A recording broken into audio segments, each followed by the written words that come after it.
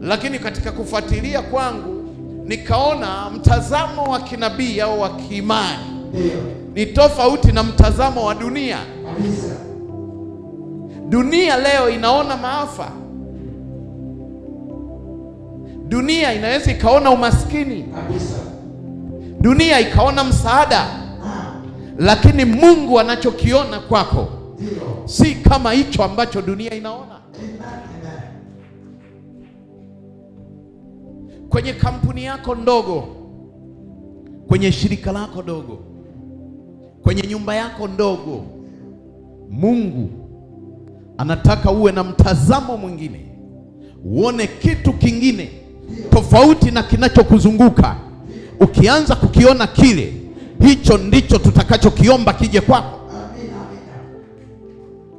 Kitabu kile cha Wafalme wa kwanza sura ya 18, Nabii Eliya alikuwa anamwambia Ahabu, anajaribu kumwambia, amemwambia mtumishi wake kwamba rudi, angalia kwanza, kwa sababu nchi ina ukame, alafu vile vile kuna njaa kubwa, na watu kweli wanakufa kwa sababu ya njaa. Watu wanakufa kwa sababu ya madaraka.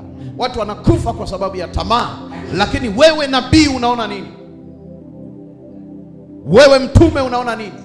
Wakati mitandao yote imekusanyika ina lugha tofauti, wakati watumishi ambao wanaaminika wakienda mahali wanaona tofauti, sisi tunaona nini?